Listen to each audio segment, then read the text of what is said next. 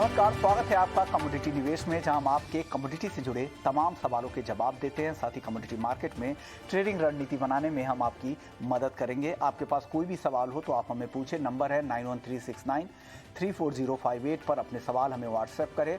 अपना नाम, अपने शहर का नाम, फिर कमोडिटी से जुड़े हुए सभी सवाल हमें आप भेजें। आप हमें social media page Facebook, WhatsApp और ट्विटर के जरिए, इंस्टाग्राम और ट्विटर के जरिए भी अपने सवाल हमें भेज सकते हैं। और आज आपके सवालों के जवाब देंगे हमारे साथ दो मेहमान हैं। नवनीत दमानी हैं, commodity research Motilal Oswal financial services के वीपी हैं। भूपेश शर्मा हैं, बीकानेर से टेक्निकल एक्सपर्ट है। आप दोनों ही मेहमानों का ईटी नाउ स्वदेश पर स्वागत है। आप दोनों के पास आते हैं, लेकिन सबसे पहले आपको बता दें कि हमने कोलकाता में सेनको गोल्ड के एमडी और सीईओ शुभांकर सेन साहब से बात की थी। गोल्ड मार्केट को लेकर, बुलियन मार्केट को लेकर उनका क्या नजरिया है, कोलकाता मार्केट में किस तरह का मूड ग्राहकों का है, किस तरह के फुटफॉल्स वहां पर देखने को मिल रहे हैं, तमाम मुद्दों पर चर्चा की। पहले वो सुन लेते हैं। अभी कस्टमर का footfalls all over the stores, खाली कलकत्ता में नहीं, छोटे छोटे शहर में हो या ऑल ओवर इंडिया में हो, हम लोग देख रहे हैं। पर एक चीज़ है कि जैसे Q1 इंडस्ट्री के लिए बहुत अच्छा था compare to last year, Q2 थोड़ा ओके, एक स्टैंडर्ड ग्रोथ लेवल में आ गया था, मगर Q3 में हम लोग का बहुत पॉजिटिव उम्मीद है और लग रहा है कि एक ग्रोथ तो आना है। लास्ट ईयर के तुलना में जब पैंडेमिक के बाद जो एक पूरा रिवेंज बाइंग जैसा हुआ, वैसे नहीं, थोड़ा इन्फ्लेशन हुआ या वर्ल्ड में जो इकोनॉमिक सिचुएशन है उसमें भी इंडिया को लग रहा है कि पूरा वर्ल्ड का चैलेंजेस में इंडिया खुद को प्रोटेक्ट कर दिया और कंज्यूमर का मूड अच्छा है, वो लोग का कंजम्पशन का मूड अच्छा है और कुछ ना कुछ करके वो लोग ज़रूर, जैसे उनका हेरिटेज और ट्रेडिशन में गोल्ड हो, डायमंड हो, ज्वेलरी हो, वो खरीदना चाहेंगे। और अच्छा चीज़ है कि सामने का जो वेडिंग सीजन आने वाले हैं उसका भी बायर्स ऑलरेडी मार्केट में निकल चुका है और आ रहे हैं, फैमिलीज आ रहे हैं और वेडिंग का बाइंग भी चालू हो गया। ओके, यानी शुभांकर सेन साहब को लग रहा है कि इस बार मूड अच्छा है, बेहतर माहौल है और दुनिया के ग्लोबल ग्रोथ को लेकर जो चिंता है वो भारत के कंज्यूमर्स को दिखाई नहीं दे रहा है। और इस बार की दिवाली धनतेरस तो बेहतर रहने ही वाली है और अभी से वेडिंग सीजन के लिए एडवांस में भी बुकिंग और ख़रीदारी समझ में आ रही है और ख़रीदारी शुरू भी हो चुकी है धीरे धीरे। लेकिन सर, अब मेरा अगला सवाल आपसे होगा, अगर इस भाव पर जो मौजूदा भाव है, इस भाव पर खरीदना समझदारी है? आपको लग रहा है अट्रैक्टिव प्राइस है? देखिए, हम लोग लास्ट ईयर देखे थे कि भाव 45-46,000 तक गया था और आज का भाव जो भी हो रहा है तो एक रेंज में आ गया। या तो कभी इंटरनेशनल भाव गोल्ड का बहुत डाउन है, ये तो इंडियन रुपी वीक हो गया, इसीलिए ये भाव अपना इंडियन रुपीज़ में थोड़ा ऊंचा लग रहा है। पर एक रेंज बेस्ड हो गया, 5% डाउन या 5% अप। आई थिंक इसी भाव में अभी कुछ दिनों के लिए ऐसा चलेगा और फ्यूचर में ये जो इन्फ्लेशन वर्ल्ड में हो रहा है उस हिसाब से अगर देखा जाए, अगर इंटरनेशनली गोल्ड का प्राइस बढ़ना चालू हो गया और रुपी अगर स्ट्रॉन्ग उतना नहीं होता है तो हम लोग फिर से गोल्ड का प्राइस और ऊपर में भी फ्यूचर में आए। तो ये कुछ हम लोग बोल नहीं सकते। मेरा यही कस्टमर को कहना है कि कुछ कुछ करके हर एक लेवल में खरीदते जाओ। ये दिवाली के मूड है, वेडिंग्स है, एनिवर्सरी के सीज़न है आप लोग का, तो वो जो इन्वेस्टमेंट आप लोगों का फैमिली मेम्बर्स के लिए करोगे ये लॉन्ग टर्म में आपको रिटर्न देगा ही देगा। ओके सर, अब मेरा आपसे एक सवाल होगा साइज़ को लेकर, किस तरह के टिकट साइज़ की बाइंग इस बार ज़्यादा आपको दिख रही है इस फेस्टिव मौके पर? देखिए, इस टाइप के दो तरह के कस्टमर्स आ रहे हैं। एक तो है कि नॉर्मल कस्टमर्स जो फैमिली नॉर्मल बाइंग हो रहा है शगुन के लिए, धनतेरस दिवाली के लिए कुछ खरीदना, वो वाला जो प्राइस रेंज हम लोग देख रहे हैं वो 50,000 से 1 लाख तक का हो रहा है जो कस्टमर बजट लेके आ रहा है। क्योंकि ये फीलिंग तो है कि लोगों का खर्चा बढ़ गया है, बहुत सारी चीज़ों में खर्चा करना पड़ रहा है, तो ज्वेलरी में नॉर्मल बाइंग एक बजट के लेके चल रहा है। और वेडिंग्स के लिए जो बाइंग हो रहा है उसमें हम लोग देख रहे हैं कि वेडिंग का जो पैकेजेस है, जिसका जितना बजट है, किसी का 1.5-2 लाख रुपया, किसी का 3.5-4 लाख रुपया या 6-7 लाख रुपया, उस हिसाब से वेडिंग का पैकेजेस या वेडिंग का बाइंग ज्वेलरी फैमिली के लिए वो भी हो रहा है। तो दो तरह के कस्टमर है, 70% कस्टमर नॉर्मल बाइंग कर रहे हैं, 30% कस्टमर वेडिंग के बाइंग कर रहे हैं। ओके, यानी हर तरह की खरीदारी हो रही है और ग्राहकों का मूड भी इस बार काफ़ी बेहतर लग रहा है। और जैसा शुभांकर सेन जो सेनको गोल्ड के एमडी और सीईओ थे, उनका लग रहा है कि इस बार फुटफॉल्स, लोगों का रुझान, रिस्पांस ज़्यादा बेहतर है और हर तरह के टिकट साइज़ की बाइंग हो भी रही है। वेडिंग सीजन भी है इस त्योहारों के बाद, तो उसके लिए भी बाइंग अभी से शुरू हो चुकी है। चलिए आगे बढ़ते हैं। हमारे साथ नवनीत दमानी जी हैं। नवनीत जी, आपको क्या लग रहा है, गोल्ड और सिल्वर में आज अच्छी तेज़ी दिख रही है, ये तेज़ी की वजह आप क्या देख रहे हैं और ये टिकाऊ लग रही है आपको? पहले तेजी की वजह ये है, हमने देखा कि फ्राइडे को एक बहुत शार्प करेक्शन देखने मिल रहा है गोल्ड और सिल्वर प्राइसेस में, विश्वमोहन जी। और मुझे लगता है कि वो जो फॉल था वो थोड़ा सा एग्जैजरेटेड था। डॉलर इंडेक्स और जो फेड के मिनट्स के रिएक्शन था वो काफी हद तक प्राइसेस को बहुत ज्यादा दबा चुका था। उसका ही नीजर रिएक्शन या उसका ही नॉर्मल सी हमको आज के सेशन में देखने मिल रहा है। मेरे हिसाब से हर डिप एक बहुत अच्छी बाइंग अपॉर्चुनिटी से ट्रीट करनी चाहिए, और अगले 2 से 3 महीने हमको एक डिसेंट रनअप मिलना चाहिए गोल्ड और सिल्वर दोनों ही प्राइसेस में। मैं 50,400 50,500 के रेंज में बाय करने की रिकमेंडेशन दूंगा स्ट्रांगली। 50,250 का स्टॉप लगाइए, 50,750 के ऊपर के टारगेट आपको गोल्ड में बहुत जल्द देखने मिल सकते हैं। साथ ही साथ गोल्ड विजाविस चांदी, चांदी में मुझे ज्यादा बेहतर ट्रैक्शन देखने मिल रहा है, और मुझे लगता है कि यहाँ से अगर से ये जो मोमेंटम है 55,000 का बाउंस लेके अगर बाउंस करना फिर शुरू होता है, तो आपको 58,000 और 60,000 तक के स्तर भी आने वाले दिनों में देखने मिल सकते हैं। बाकी शॉर्ट टर्म के लिहाज से 55,800 के आसपास बाइंग करिए, 55,500 का स्टॉप लगाइए एंड 56,400 के टारगेट देखने मिल सकते हैं। ओके। और ये चांदी में अच्छी खासी तेजी दिख रही है, क्या रिस्क आपको ज़्यादा लग रहा है क्या नियर टर्म में? अगर देखिए तो क्या ये कितनी तेजी, नियर टर्म का एक रेंज बता दीजिए ताकि आसानी हो ट्रेडर्स को खरीदारी या बिकवाली करने में चांदी को। देखिए, त्योहारी सीजन आ रहा है विश्वनाथ जी, और करीब अगर हम पिछले हफ्ते की बात करें तो पिछले हफ्ते की शुरुआत में लगभग 61,900 61,800 का भाव था चांदी का, और आज के दिन के शुरुआत से पहले करीब करीब 55,000 के आसपास ट्रेड करी थी। यानी 7,000 रुपए का करेक्शन हमने चांदी में ऑलरेडी देख लिया है। मुझे लगता है ये अच्छी अपॉर्चुनिटी है त्योहार के सीजन में बाय करने के लिए। उसके साथ साथ ये भी याद रखना जरूरी है कि चांदी एक वॉलेटाइल कमोडिटी है। आपको टाइम एंड अगेन ये झटके ऐसे ही देते रहेगी। शायद ऐसा हो कि आज के दिन के एंड होते होते ये 1500-2000 रुपए ऊपर हो जाए और आपको ऐसा लगे मिस्ड आउट फीलिंग है, बट ऐसा शायद हो कि वापस यही 2-4 दिन में फिर से करेक्शन देते हुए। बाकी इन मीडियम टर्म अवधि में मुझे लगता है 55,000 54,000 के स्तर बहुत अच्छे अट्रैक्टिव लेवल है एंट्री पॉइंट के हिसाब से। 52,000 के आप स्टॉप लॉस लगाइए एंड 60 से 62,000 तक के मिनिमम टारगेट्स आपको जल्द देखने मिल सकते हैं। ओके, चलिए अब कच्चे तेल की बात कर लेते हैं। हालांकि हल्की तेजी आज दिख रही है यहाँ पर कच्चे तेल में। घरेलू बाजार में 7,030 रुपये के भाव पर MCX पर ट्रेड कर रहा है। $91 के आसपास ब्रेंट का भाव है। एक दर्शक भी है हमारे साथ, आरती लखनऊ से थी।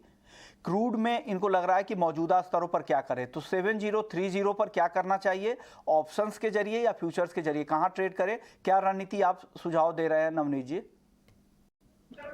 वेल, मुझे लगता है कि क्रूड प्राइसेस में एक अच्छा सेलिंग डे या दबाव का माहौल देखने मिल रहा है सुबह से, और थोड़ा सा नरमी का माहौल है और प्रेशर बरकरार रह सकता है। आज के सत्र में एक्सपायरी है करंट कॉन्ट्रैक्ट की ऑप्शंस की, और यहाँ पर ऑप्शन में अच्छी एक्टिविटी देखने मिल रही है।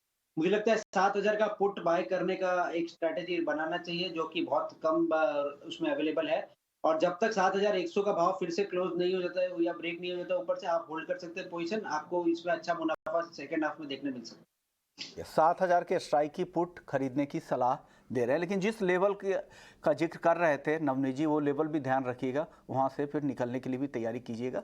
तो अभी अट्रैक्टिव लेवल लग रहा है, 7,000 के स्ट्राइक की पुट खरीदने की सलाह है। अगले दर्शक हमारे साथ हैं, ब्रजेश पटेल है सूरत से। कॉपर है इनके पास, 2 लॉट खरीदा है इन्होंने 661 रुपये 20 पैसे के भाव पर। अब जानना चाह रहे हैं कि क्या करना चाहिए। नवनीत जी क्या करें? 661 रुपये, 661 की बाइंग है, 2 लॉट है। वेल, विष्णु जी, आज के सेशन में शुरुआती ट्रेड जो बेस मेटल में था वो थोड़ा ठीक ठाक भाव से हो रहा था, बट उसके बाद एक बहुत ही दबाव वाला माहौल आया 12 बजे के आसपास में, और अब थोड़ी सी रिकवरी का माहौल देखने मिल रहा है बेस मेटल कॉम्प्लेक्स पे। मुझे लगता है कॉपर में सबसे अच्छी चाल देखने मिल रही है और डिसेंट पुल बैक या बाउंस भी देखने मिल रहा है। पोजीशन इंटैक्ट रखनी चाहिए आपको। शाम के सत्र में शायद ये 62-62 तक के स्तर भी दिखा देवे, तो अपनी पोजीशन इंटैक्ट रखिए और यहाँ पर जल्दबाजी करके काटने में एडवाइस नहीं करूंगा। ओके, अगले दर्शक गोल्ड पर है नवनीत जी। इसके बंसल साहब इनका नाम है, ग्वालियर से हैं। गोल्ड इन्होंने 50,859 रुपये पर खरीदा है। उनके खरीद भाव से बहुत ज़्यादा दूर अभी गोल्ड है नहीं। क्या सलाह दे रहे हैं इनको? होल्ड करें, इनके भाव के ऊपर जाएगा? जी बिल्कुल, मुझे लगता है कि गोल्ड में जो वोलेटिलिटी हमने देखी है लास्ट 2-3 दिनों में, वो थोड़ी सी रुकती हुई नजर आएगी, और शाम के सत्र में आपको एक पॉजिटिव बायस इमर्ज होता हुआ दिखेगा, और अगले 1-2 दिनों में आपके भाव के ऊपर भी गोल्ड प्राइसेस शायद ट्रेड करने लग जाएगी। होल्ड करने की सजेशन है कि जब तक 50,250 का स्तर निचले लेवल में नहीं टूट जाता है तब तक आप होल्ड करिए, आपको इससे बेटर रेट देखने मिलेंगे। ओके, तो ये भाव, और जो स्क्रीन पे आप देख रहे हैं वो हाजिर भाव है। इब्जा के रेट्स हैं 24 कैरेट गोल्ड जो 99.9 कैरेट का होता है वो 5,031 रुपए का है, लेकिन इसके ऊपर से 3% जीएसटी, जब भी आप हाजिर में खरीदते हैं तो 3% जीएसटी आपको देना होता है। 22 कैरेट, जिससे आमतौर पर ज्वेलरी देश में बनाए जाते हैं, 22 कैरेट की ज्वेलरी सबसे ज़्यादा लोकप्रिय हैं, 4,608 रुपये हैं। इस पर से 3% और जोड़ लीजिएगा, उतना प्लस मेकिंग चार्ज आप ज्वेलरी बनाने जाएंगे। 18 कैरेट, ये छोटे शहरों में सबसे ज़्यादा ज्वेलरी बाइंग इसी कैरेट में होती है, 18 कैरेट, जिसमें 75% सोना होता है और जो बाकी मेटल्स खास करके कॉपर यहाँ पे मिलाए जाते हैं 25%, ताकि उसको मजबूती मिले। बहुत सारे जो फैंसी आइटम होते हैं उन वो ज्वेलरी भी 75% शुद्धता वाली ही जो सोने के साथ बनाती है। नहीं, 18 कैरेट में ज्वेलरी फैंसी आइटम में बहुत ज़्यादा आते हैं, तो इसका भाव है 3,773 और 14 कैरेट हालांकि कम इस्तेमाल होता है ज्वेलरी में, इसका 2,943 रुपये है। चलिए अब बात कर लेते वायदा बाजार में एक और काउंटर जहां पर सबसे ज़्यादा आज कमजोरी है, करीब करीब 4.5% से ज़्यादा की गिरावट यहाँ दिख रही है, 510 रुपये के नीचे। नवनीत जी, मैं नेचुरल गैस की बात कर रहा हूँ, काफ़ी गिर गया है 510 रुपये के नीचे। क्या बाइंग लेवल अब आ रहा है खरीदारी के, कोई सपोर्ट दिख रहा है यहाँ पर इसके नीचे?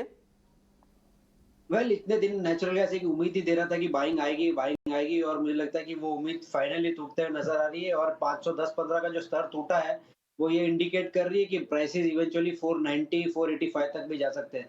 तो मेरे हिसाब से एक ब्रेकडाउन हमने ऑलरेडी चार्ट पर देख लिया है, छोटा मोटा पुल बैक आएगा तो आप इसको फिर से सेल करने की स्ट्रेटेजी बना सकते हैं।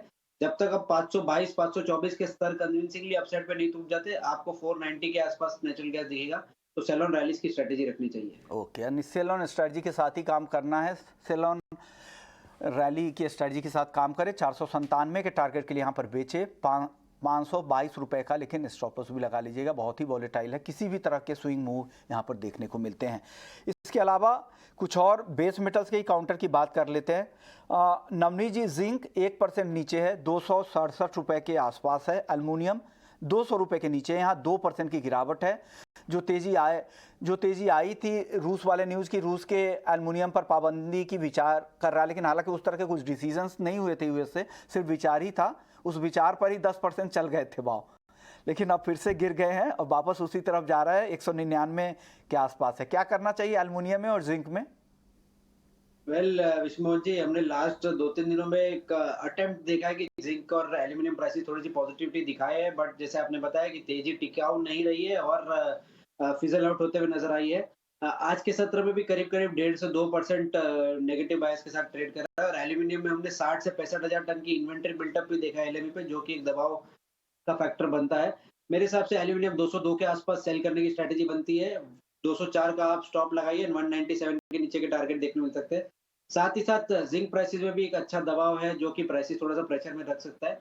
270 के आसपास सेल करिए, 271 के ऊपर स्टॉप लॉस और 263 के टारगेट देखने मिल सकते हैं। ओके, एक दर्शक है, निखिल गहलोत नाम है, जोधपुर राजस्थान के हैं, गोल्ड और सिल्वर में काम करते हैं। ये जानना चाह रहा है कि क्या नीचे और आ सकता है, क्या भाव क्या लग रहा है? तो हाजिर के हिसाब से बताइएगा, मुझे लग रहा है ये वायदा के ट्रेडर नहीं है, हाजिर के हिसाब से इनका काम है गोल्ड और सिल्वर का। क्या नीचे भाव आ सकता है, पूछ रहे हैं। त्योहारी सीजन है और नीचे आएगा या नहीं आएगा थोड़ा सा डिफिकल्ट है, क्योंकि डोमेस्टिक मार्केट में प्रीमियम थोड़े से बढ़ते हुए नजर आते हैं। और उसके साथ साथ में हमने, जैसे मैंने शुरुआत में बताया, करीब 7,000 पॉइंट का चांदी में फॉल देख चुके हैं और 1,500 पॉइंट का लगभग गोल्ड में फॉल देख चुके हैं। तो नीचे आने की कोई परिभाषा मुझे समझ नहीं रही है। ऑलरेडी ये काफी नीचे आ गया और यहाँ पे बाइंग अपॉर्चुनिटी इमर्ज होती नजर आ रही है।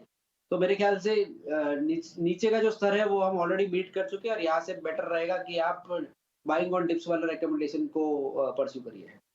चलिए, अब भूपेश जी भी हमारे साथ आ गए हैं। वीडियो में कुछ दिक्कत हो रही थी तो ऑडियो पर ही इनका सवाल इनसे पूछ लेते हैं। भूपेश जी, सूर्या चौधरी है हमारे साथ, एक दर्शक राजस्थान से, चांदी के बारे में जानना चाह रहे हैं कि कैसा लग रहा है मार्केट और क्या करना चाहिए, क्या सलाह देंगे इनको? जी विश्वमोहन जी, नमस्कार। सबसे पहले दीपावली की आपको और आपके दर्शकों को अग्रिम शुभकामनाएं। Thank you sir. चांदी के विषय में बात करेंगे तो चांदी में अभी 56,000 के भाव, अभी करंट भाव देखने को मिल रहे हैं और 56,000 के भाव पर करंट भाव में चांदी लेनी चाहिए। स्टॉप लॉस इनको 55,500 का मेंटेन रखना चाहिए। ऊपर में 56,700 57,100 के टारगेट आप शाम के सत्र में देखे जा सकते हैं। ओके सर, टारगेट 56,700, अगला टारगेट क्या है? दूसरा टारगेट 57,100। ओके, 58,100। हालांकि अब पहला जो टारगेट है वो 56,700 का है, ये ध्यान में रखिएगा। आगे एक एरर की वजह से एक अंक रह गया था, इसलिए मैंने क्लैरिटी के लिए आपसे पूछा। अगले दर्शक हमारे साथ एग्री मार्केट से रिलेटेड, तो भूपेश जी आपको ही जवाब देना होगा। प्रमोद है एमपी से, जीरे पर जानना चाह रहे हैं कि अगले 2 महीने में जीरा कहां तक जा सकता है। तो मुझे लग रहा है वायदा के कारोबारी नहीं है, हाजिर में इनका काम है। तो हाजिर के हिसाब से बताइएगा कि 2 महीने में आप कहां तक जाते देख रहे हैं जीरे को। जीरे में देखा जाए तो पिछले एक सवा महीने से लगातार एक करेक्शन का व्यू बना हुआ है और जीरा नीचे में मुझे 23,100 का घटता हुआ समझ नहीं आता। अगले 2 महीने की बात करें तो जीरा 26,000 से लेके 26,500 तक के भाव बहुत आसानी से देखे जा सकते हैं। अगर फंडामेंटल में थोड़ा भी चेंज हुआ कि अगर स्विंग में थोड़ी भी कम की बात आती है तो जीरे के भाव 27,500 से लेके 28,600 तक के भी बहुत आसानी से देखे जा सकते हैं। ओके, अगले दर्शक है कृष्ण है दिल्ली से, कॉपर में क्या करना चाहिए? कॉपर में क्या सलाह देंगे भूपेश जी? कॉपर में सर आज के शाम के सत्र में अभी लेवली करके काम करना चाहिए। 654 रुपए का भाव अभी ट्रेड कर रहा है और 654 रुपए के भाव पर कॉपर में लेवली करके काम करना चाहिए। स्टॉप लॉस इनको 650 रुपए का मेंटेन रखना चाहिए। ऊपर में 658 रुपए 40 पैसे और 662 रुपए 30 पैसे का टारगेट आज शाम के सत्र में आसानी से देखने को मिल सकता है। ओके भूपेश जी, अगले कॉलर हमारे साथ महेश है हैदराबाद से। आज गोल्ड प्राइस क्या 50,000 के नीचे जा सकता है, और या वीक एंड तक गोल्ड प्राइस में क्या हो सकता है? ये 2 सवाल है। पहला सवाल आप समझ लीजिए कि 50,000 के नीचे जाने की संभावना लग रही है, और वीक के अंत तक यानी फ्राइडे तक गोल्ड का भाव कहां तक आप जाते देख रहे हैं? एक रेंज बता दीजिए ताकि इनको समझ में आ जाएगा, जो रेजिस्टेंस और सपोर्ट लेवल हो ये बता दीजिए गोल्ड का। जी, मुझे इस पूरे वीक में गोल्ड का भाव 50,000 के नीचे जाता हुआ समझ नहीं आता। और अगर इस पूरे वीक की बात करें तो गोल्ड में नीचे के लेवल 50,100 और ऊपर के लेवल 50,900 से 51,100 तक के रहेंगे। ओवरऑल गोल्ड में लेवली करके काम करना चाहिए, क्योंकि मुझे जहां तक डॉलर इंडेक्स के कोरिलेशन में अभी गोल्ड ट्रेड कर रहा है तो नीचे में गोल्ड में कहीं ना कहीं डॉलर इंडेक्स की वजह से मुझे एक अच्छा सपोर्ट दिखता है और पिछले हफ्ते में गोल्ड में अच्छी खासी गिरावट देखने को भी मिली है। तो यहाँ से गोल्ड में एक अच्छा पुलबैक मुझे देखने को समझ आता है। ओके नवनीत जी, आपका रेंज क्या होगा इस हफ्ते के लिए गोल्ड का? और एक सवाल हीरालाल हैं राजसमंद से, ताज़ा भाव पर गोल्ड में क्या करना चाहिए, एक ये सवाल। और जैसा रेंज मैंने भूपेश जी से पूछा था, आपका रेंज क्या है इस हफ्ते के लिए, ताकि ट्रेडर्स को एक आइडिया लग जाए कि कहाँ पे रेजिस्टेंस और कौन से लेवल सपोर्ट के लेवल हैं। एक पिवट टेबल के तौर पर आप बता दीजिए कि कौन से रेजिस्टेंस आपको दिख रहे हैं यहाँ पर और कहाँ पे नीचे सपोर्ट है गोल्ड को। नीचे के लेवल में मुझे लगता है कि 50,000 और 49,800 बहुत क्रिटिकल लेवल है। इसके नीचे प्राइसेस टिकना और ट्रेड होना थोड़ा सा डिफिकल्ट होगा। और अपसाइड में जब 50,900 का लेवल ब्रीच होगा तो आपको 51,400 51,500 तक के स्तर भी बहुत क्विकली देखने मिलेंगे। वो एक ब्रेकआउट पॉइंट जैसे ऐड होना चाहिए। तो मुझे लगता है कि ये रेंज में जाने को 200-300 रुपए नीचे और आने को 500 से 700 रुपए ऊपर है, तो रिस्क रिवॉर्ड बायस थोड़ा सा पॉजिटिव की तरफ ही है। अगले दर्शक है अभिषेक यशवंत है नई दिल्ली से। इनका सवाल है कि नेचुरल गैस में आज का क्या ऑप्शन होगा? सुबह से अभी तक काफी गिरावट आ चुकी है, 5% के आसपास गिरा हुआ है। भूपेश जी क्या लग रहा है, क्या सुझाव देंगे? और ऑप्शंस में कुछ रणनीति है क्या नेचुरल गैस में? जी जी जी जी सर, अभी नेचुरल गैस का भाव 509 रुपए 80 पैसे का चल रहा है। करंट भाव पर भी मेरी बिकवाली की सलाह रहेगी नेचुरल गैस में। इनको 519 रुपए का स्टॉप लॉस फ्यूचर वायदा में लगाना चाहिए और नीचे के टारगेट 499 रुपए और 491 रुपए के रखने चाहिए। इसी के साथ अगर ऑप्शन ट्रेड की बात करें तो 520 रुपए का ऑप्शन इन्हें करंट दाम में लेना चाहिए। उसमें 5 रुपए का स्टॉप लॉस स्ट्रिक्टली मेंटेन रखना चाहिए और इसमें इनको लगभग 10 से 15 रुपए आसानी से मिल सकते हैं। भूपेश जी अगला जो सवाल है आर्यू पटेल साहब का, एल्युमिनियम का था। 200 रुपये 50 पैसे 200 रुपये 50 पैसे में इन्होंने बाई कर रखा है, क्या करना चाहिए? हालांकि इनकी सेल कॉल है नवनीत जी की, आप क्या सलाह देंगे? जी बिल्कुल, मैं आज नवनीत जी के साथ जाना चाहूंगा। अभी भी एल्युमिनियम में सेलिंग का प्रेशर लगातार दिख रहा है। हो सकता है शाम के सत्र में एल्युमिनियम का भाव 197, 196 के आसपास देखने को मिले। और अभी भी जब तक एल्युमिनियम 203 रुपए 20 पैसे का भाव ऊपर में क्रॉस नहीं करता, तब तक इसमें लेवाली से एक बार दूरी बनाए के रखनी चाहिए। चलिए, अब मेंथा ऑयल पर बात कर लेते हैं। भूपेश जी, मेंथा ऑयल 983 रुपए पे अभी ट्रेड कर रहा है MCX पर। सवाल है मोहम्मद फरहान का, रामपुर से, यूपी से है। इनका सवाल है कि क्या लग रहा है मेंथा का क्या रेंज दिख रहा है आपको, मार्केट कैसा दिख रहा है मेंथा का? हालांकि सिंथेटिक मेंथा की सप्लाई बढ़ने से दबाव काफ़ी बना है, अब 1000 के ऊपर जा ही नहीं पा रहा है, भाव टिक नहीं पाता 1000 के ऊपर। क्या लग रहा है मेंथा में क्या हो रहा है सर? जी बिल्कुल, अब पिछले कई ट्रेडिंग सेशन से मेंथा 1000 ऊपर में क्रॉस नहीं करता और नीचे में 970 का लेवल ब्रेक नहीं करता है, तो इस वजह से अभी बड़े छोटी रेंज में फंसा हुआ है। आइदर साइड के ब्रेकआउट आने पर ही इसमें कोई ट्रेड लिया जाए तो MCX में बेहतर रहेगा, अन्यथा इस रेंज का लुफ्त उठाना चाहिए। नीचे में 970-75 के आसपास लेना चाहिए, 965 रुपए का स्टॉप लॉस लगा रखा है, और 1005 के आसपास बेचना चाहिए, 1010 रुपए का स्टॉप लॉस लगाना। चलिए, अगले दर्शक हमारे साथ हैं, पवन है हिसार से, ग्वार सीड का आउटलुक जानना चाह रहे थे 2023 के लिए। भूपेश जी, क्या लग रहा है ग्वार सीड और ग्वार गम, क्या लग रहा है? ग्वार सीड की बात करें तो ग्वार सीड में 4666 रुपए का भाव अभी नवंबर कॉन्ट्रैक्ट का चल रहा है। इसमें अभी भी बिकवाली करके काम करना चाहिए, 4750 के स्टिक से स्टॉप लॉस लगाकर इसमें बिकवाली में बने रहना चाहिए। नीचे में 4550 से लेकर 4443 4443 का टारगेट इसमें आने वाले 2 से 3 महीने में देखने को मिल सकते हैं। इसी के साथ ही इसके बाय प्रोडक्ट गम की बात करें तो गम का बाजार भी लगातार नेगेटिव बना हुआ है। नीचे में 8400 8200 तक के भाव गम में आसानी से देखे जा सकते हैं। ओके, स्पाइसेस में सर नवंबर का कॉन्ट्रैक्ट देखिए, काफ़ी कमज़ोर आज दिख रहा है। टर्मरिक का 1.5% नीचे है, 7320 पे। कोरिएंडर पर भी दबाव ही दिख रहा है। क्या लग रहा है कोरिएंडर और टर्मरिक पर, आपका व्यू क्या है? कोरिएंडर की बात करेंगे पहले तो कोरिएंडर में पिछले दिनों में कोरिएंडर ने 12,000 नवंबर के कॉन्ट्रैक्ट में हाई बनाया था और वहां से लगातार सेलिंग इसमें बढ़ती हुई जारी है।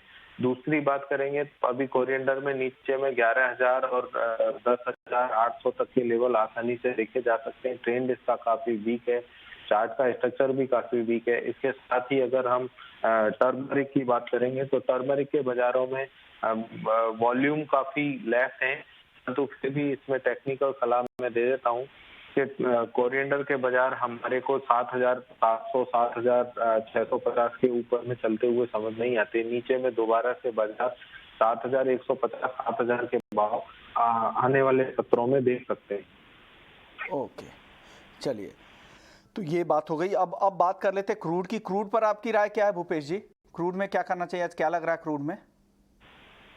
क्रूड का स्ट्रक्चर काफी दिनों से वीक बना हुआ है, अभी भी क्रूड में बिकवाली की सलाह ही रहेगी। ऊपर में क्रूड में 7,180 रुपए का स्टॉप लॉस लगाकर क्रूड में बिकवाली में बने रहना चाहिए। नीचे में टारगेट 6,880 और 6,870 6,810 के टारगेट इसमें नीचे में देखे जा सकते हैं। नवनी जी, लेड को लेकर आपका क्या भी हो? 181 रुपए 40 पैसे पे है, आधे % की गिरावट है। क्या करना चाहिए लेड में? यहाँ से कुछ मूवमेंट दिख रहा है क्या आपको? विष्णुमोहन जी, पूरे मेटल कॉम्प्लेक्स में सबसे सुस्त मेटल मुझे लगता है कि लेड ही, और उसमें कुछ खास एक्शन या ट्रैक्शन देखने नहीं मिल रहा है। तो मेरे हिसाब से 1 रुपए के जोखिम से आप बाय करने की स्ट्रेटेजी बना सकते हैं, बट इसमें मोमेंटम आने में बहुत दिक्कत होती है, बहुत देर लगती है। तो इस काउंटर को अवॉइड करके आप बेटर है आज एल्यूमिनियम और जिंक पे फोकस करिए। ओके, जिंक पर भूपेश जी आपका व्यू क्या है? 267 रुपए 10 पैसे पे ट्रेड फिलहाल कर रहा है। जिंक का स्ट्रक्चर काफी खराब है। शाम के सत्र में भी देखा जाए तो जिंक में बिकवाली करके काम करना चाहिए। 268.90 का स्टॉप लॉस इसमें मेंटेन रखना चाहिए। नीचे में 265.50 263.30 के टारगेट देखने को मिल सकते हैं। दर्शक थे ना, पवन है इनका नाम, कानपुर से। इन्होंने 271 रुपए पे भूपेश जी ने बाई कर रखा है, 271 रुपए 10 पैसे। इनको क्या सलाह देंगे? इनको भी सलाह दें कि निकलना है अभी या क्या करें? वैसे तो इनको अपना कोई स्टॉप लॉस इन्होंने जो मेंटेन रखा हो वो स्टॉप लॉस इनको मेंटेन रखना चाहिए था, परंतु भाव अभी काफी नीचे आए हैं। तो अभी मैं कहूंगा कि इनको 266 का स्टॉप लॉस स्टिक मेंटेन करके चलना ही चाहिए ट्रेड। शुक्रिया भूपेश जी आपका, नवनीत जी आपका, आप लोगों ने वक्त दिया और दर्शकों के तमाम सवालों के जवाब भी दिए। तो कमोडिटी निवेश में फिलहाल इतना ही, लेकिन आप बने रहिए हमारे साथ। ब्रेक के बाद आपके लिए होगा स्वदेश विशेष। नमस्कार।